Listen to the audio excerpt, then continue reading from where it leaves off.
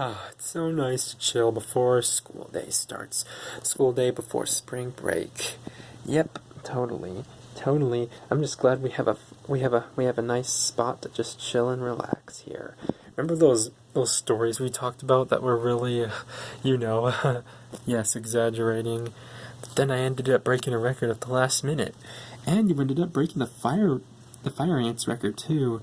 Yeah, I did, but it was so painful, but worth it. But the shark story was true, though.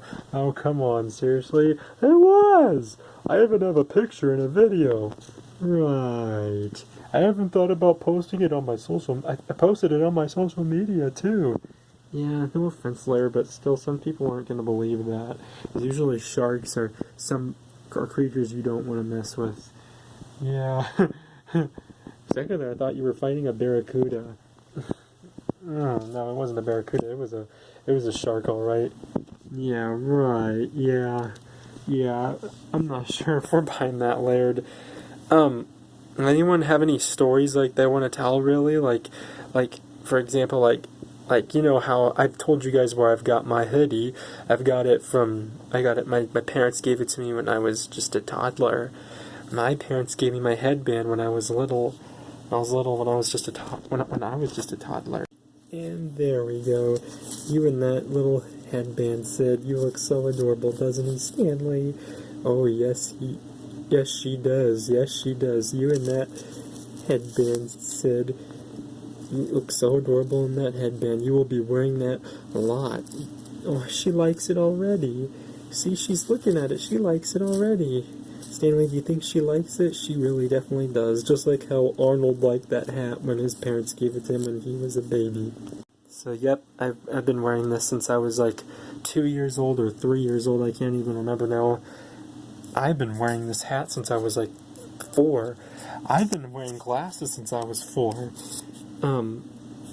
Well, I don't think these shoes, they've always been my favorite. I'm just happy that I remember whenever we had that rat attack, oh my gosh, I remember that one of the rats ate my favorite shoe, but luckily managed to replace these shoes. Hey Nikki, where did you get your hoodie? Yeah, you never told us about your hoodie. Where did you get your hoodie? Oh, it's actually a really good story, actually. It's just about time I tell someone this story. Well, it all started when I was like really little. I was really little. I didn't have any. I was always scared of I was always terrified of getting cold and getting freezy cold, and I would always tell my parents when I was like 4 or 5 or 6. I was like 4 years old. I was always trying to keep my head safe also from those things called ticks, those little spiders. Oh yeah, but other than that, they tried taking me to a therapist when I was little, and I wouldn't want to talk to the therapist because I would freak out because again I was really little. Yeah, but other than that, that my parents decided to get me a hoodie, and I was so obsessed with the color blue or sky blue or whatever. They gave me this hoodie, and my parents talked to my teachers and the principal, and they said she can wear this hoodie because she feels more comfortable in it. So I wear this hoodie to this day because it makes me feel very comfortable, except when I'm skateboarding or if it's a skateboarding competition, I don't have to wear this hoodie because I got a helmet.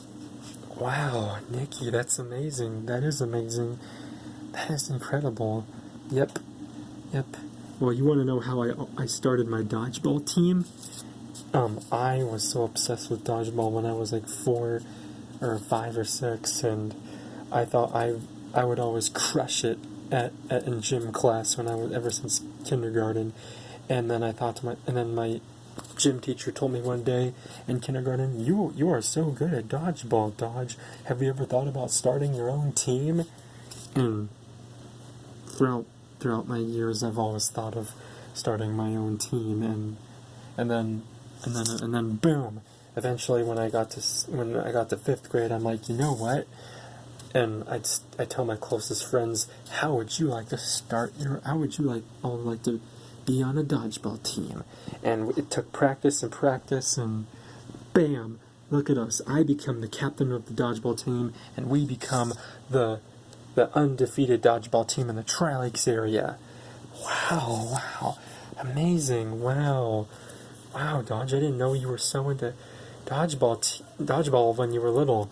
Yeah, and I got the nickname Dodge when I was like in kindergarten because I was so good at dodging and good at dodgeball. My real name was Donna. Wow. Yep, but I got the nickname Dodge because of how good I was at dodgeball. Hello, students. Oh, hello, Principal Valenzuela. Principal Valenzuela, what inspired you to become a principal? We're talking about stories, and non-exaggerated stories. Oh, well, that's a real good question. See, when I was a little girl, I was so inspired by it with teaching and all, because all my teachers were so good and all, and I told one of my teachers I'm so inspired in teaching, and then she thought, you thought about being a teacher? And I thought, and during my teaching years, the principal asked, you thought about being a principal? And I'm like, and then that's how, and after taking a bunch of teaching courses and principal courses, that's how I became principal. Wow. And I remember I told Miss Galliano and Nikki all about it. I'll never forget that story. That is such an inspiring story. Yeah, indeed. Hey guys, what's y'all talking about? Oh, hey, Carl, Julius, Adelaide, and Alexis and Ricky.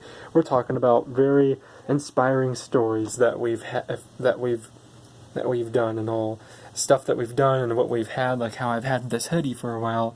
Oh yeah, you've had it since you were a baby.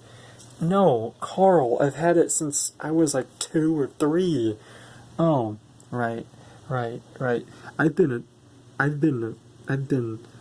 obsessed with tuba ever since I was like 4, because I was always see people play tubas, and I thought, wow, they sound so good.